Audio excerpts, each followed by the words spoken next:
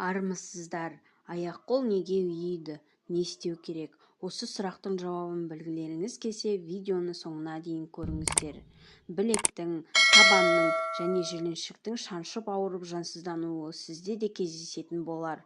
Әсіресе қолыңызға басыңызды қойып ұйықтағанда, компьютерде ұзақ уақыт тышқанмен жұмыс істегенде, немесе аяқты айқастырып отырғанда аяқ-қолыңыз үйіп, біраз уақытқа дейін әрекетке бара алмай қаласыз. Бұл жайсыздық 1-2 минутқа созылса, алаңдаудың қажеті жоқ. Ал егер ұзақ уақытқа созылатын болса, айтарлықтай қауіптің төнгенін білдіреді. Аяқ-қолдың ұюына не себеп болады?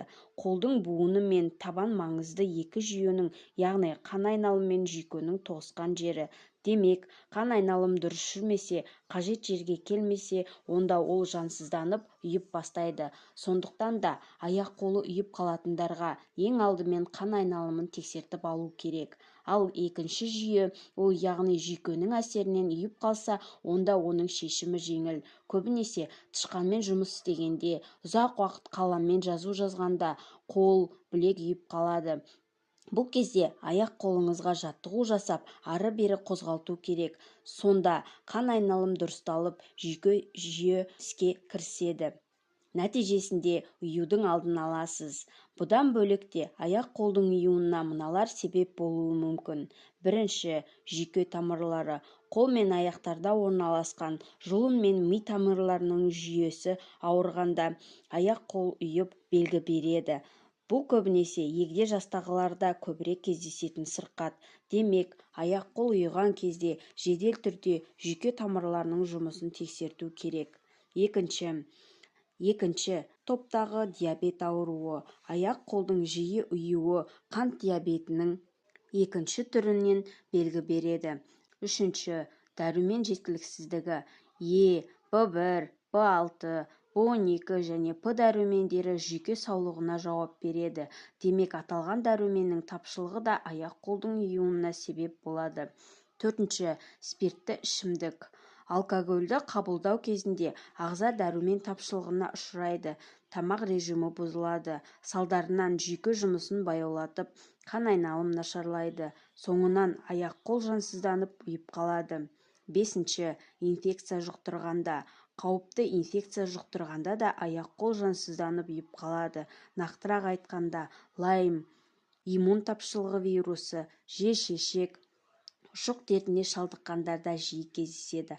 Алтыншы, уланған жағдайда. Тамақтан емес, химиялық заттардан немесе ауыр металдың әсерінен уланған жағдайда аяқ-қол өз жұмысын дұрыс атқара алмай жансыздануға әкеледі. Жетінші, дәрі қабылдау. Дәріні де шамадан артық қабылдау аяқ-қолдың ұюына әкеледі. Сегізінші, тұқым қуалайды. Аяқ-қолдың ұюы кейбір адамдардың қанында болады. Ол қан арқылы ұрпағына тарайды. Бұл кезде буын, табан, жіліншік жиі-жиі жансызданып тұрады.